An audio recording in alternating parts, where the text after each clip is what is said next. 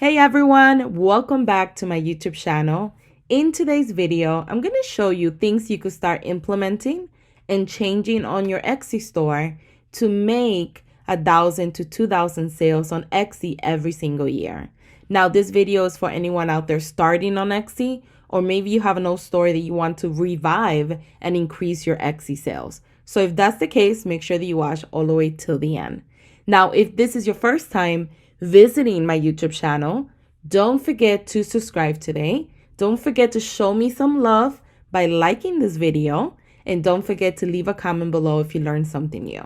So let's go ahead and talk about my strategies. Now, these are the strategies I'm going to go over are basically from my own experiences and growing my personal Etsy store. So my main store has over 4,000 sales. That's the one that I originally started in 2016. And then in 2017, I started a new store and kind of implementing the things I learned from my beginning store. And that one, from 2017 to 2018, I was able to sell 1,912 orders. And then the following year, which just ended a couple days ago, 2018 till November 2019, I was able also to sell another 1,774 sales. It would have been a little bit more if I have not opened 4 additional stores after this one. So it would have been a lot more because I would have been concentrating on it more. But I wanted to show you my metrics so you could see that the strategies that I am going to be talking about today, that I usually talk about in my videos before as well, actually do work for me. And I wanted to show you guys my stats so you could kind of see my numbers basically. So let's go ahead and go over the 4 strategies.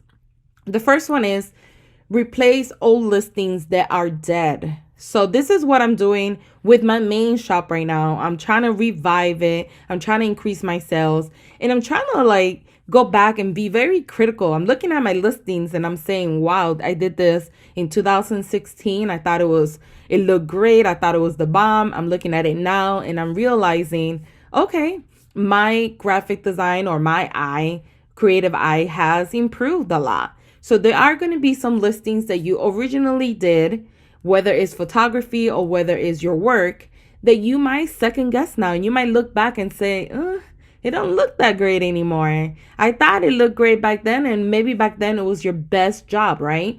But as time goes and the more you work on Etsy and the more you craft your skills, the better you get at it. So you are going to have those listings that are dead. That's why I call them. They're dead.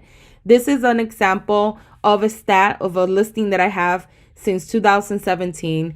It drove 114 visits, which is really low for being on my Etsy store now for 3 years or about 2 years.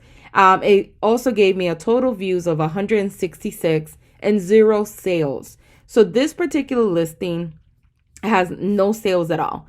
Now, when you are replacing old listings that are dead, you have to consider different factors. You have to consider, okay, is it the photo? And once you switch it up, you start getting sales. Is it your SEO that you need to update, or is it both? In my scenario, it's both. The SEO is actually pretty good. And I believe even if I updated the SEO on that particular listing, I don't necessarily think I would sell that many of them or sell any at all, because the actual wedding sign looks horrible. The colors clashing. The picture doesn't look that great. The mock-up doesn't look that great. So therefore, for me, it just makes more sense that instead of keep adding more items to my list, to my actual store that has 1,000 listings, a little bit over 1,000, instead of adding more items and more items, it makes more sense to take the old items or the old listings that you have more than 6 months that are not making you any sales, that you know that even if you updated your SEO is really not going to do any change, and replacing those with new listings. That's the best bet. You don't want to start adding more costs to your store, more fees, more listing fees, etc. So the best thing to do is be very honest with yourself and replace old listings that are dead or you know that you're not going to be selling anymore. The second one is create a robust line around popular items. So instead of you just adding everything and anything, instead of you seeing what your competitors are doing and trying to come up with something similar or even better and adding it to your store, the best part that you could do, or the most important part that you could do, is look at your own listings. Look at what you're currently selling on your store. This is from my main store, not my main store. This is from one of my newest stores that I really don't focus too much. I use it more for selling Etsy critiques, and I use it more for my videos. So this store, the trending thing when I check my items sold is that bill tracker and expense planners do the most. Those are the ones I sell the most. So instead of me just adding a whole bunch of new logos or adding other stuff that I could start adding to my store to sell, like resources for entrepreneurs or Etsy sellers, my best bet in order to increase my sales, the best bet would be to add additional expense planners, to add additional bill trackers, maybe do a bundle package, maybe do even more of those type of items, because those are my most popular items, and capitalize on that. And that's what you need to do. You need to look at your own sold items on your store, and you need to see what is the trend. What is your customer telling you when they purchase from you?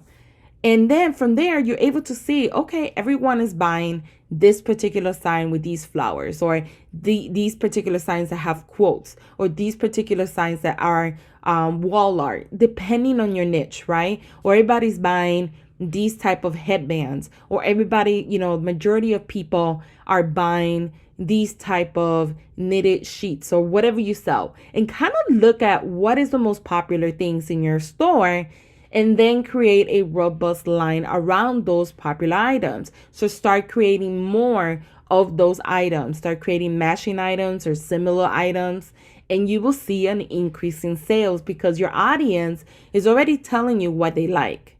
So pay attention to that instead of getting distracted and just adding everything and anything you think your audience wants. Don't do that. That's a waste of time. I did that, and this is the reason why now I have to go back to my older stores and kind of like rearrange everything and remove the stuff that didn't work and add the stuff that actually is working for me. And that's kind of what you want to avoid. So by looking at everything that you have sold and figuring out what are your popular items and creating more of those particular items. Now, best sellers, right? If you have any best sellers on your store, leave them alone. Do not fix something that is not broken. I see a lot of people, I have gotten a lot of people that message me and said, hey, this was a bestseller in my store. I did some SEO update and now it's not bestseller anymore. Or they changed the photo, or they did some type of adjustment and it was removed from bestseller. So if you have a bestseller in your store, leave it alone. Pay attention to what made that a bestseller. Create more items similar to that particular product. But do not change the photos. Do not change your SEO. If you want to update and add more photos, keep the main one, the same one. If you want to add additional photos at the end of the actual, because you have 10 spots, you could do that. If you want to update your listing description, go ahead and do that. But everything else, when it comes to photo, your main photo, your title, your SEO, your category, your attributes, leave everything how it is because it's working for you.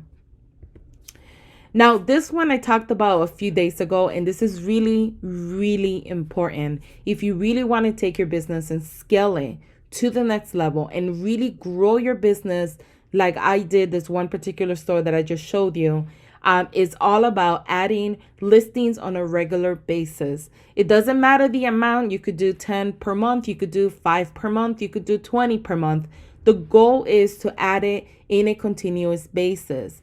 Now, Etsy talks about recency, and I will leave a link below to the article.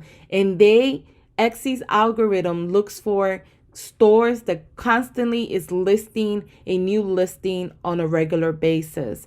So by you adding additional listings to your store, it will give you an SEO boost in the search results. And that means more traffic to your store. More traffic to your store equals more sales. Now, keep in mind that you want to add more listings, but you want to make sure that they're quality. You don't want to just start adding listings just to add. You want to make sure that you're following all the rules that I just talked about, that you're creating products that your audience will love and will potentially buy from you, that you are paying attention to details, that your photos are amazing, that your SEO is targeting your ideal customer. Everything works together, everything helps each other. So make sure that you're adding quality listings and not just adding any listings just to add listings. And another thing that I highly recommend is taking time to block your time. So blocking time to add new listings. So saying, okay, every third of the month, let's say every Sunday, third of the month from 11 to 3, I'm going to add new listings to my store. Making sure that you have a set time, whether it's once a week, whether it's once a month, that you say, I'm going to start adding listings every single day. When I grew my second store, and this is a little bit me being over compulsive because I was working like a mad woman. I was pregnant with my son at that given moment. When I opened my second store, I was actually doing 200 listings per month or more. I was working like a crazy person. And because I was pregnant, all I did was sit down. It really didn't bother me. And now keep in mind, I do sell digital prints. So it is a lot easier to create multiple prints or to create multiple listings when you sell digital prints compared to people that have to knit something or create something that takes a lot more time. But keep in mind, the goal of this one is to make sure that you are constantly or regularly adding new listings, even if it's 5 per month or even if it's 20 per month or more. It doesn't matter. As long as you keep doing that, your store will continue to grow. Your store will get more sales because the more listings you add, the more chances of people finding your stores. And then Etsy will reward you by driving more traffic to your store because the Etsy algorithm will take notice of all the new listings that you're constantly adding to your store. So just keep that in mind. That's something that Etsy themselves say it. And I will leave the link below if you guys want to read that article. But these are my strategies that I use to grow my store for 1,000 sales every single year after year, from 1,000 to 2,000. So let me know in the comment section if you learned something new today or if you used this strategy already. Don't forget to like this video and don't forget to subscribe. Thank you guys for watching.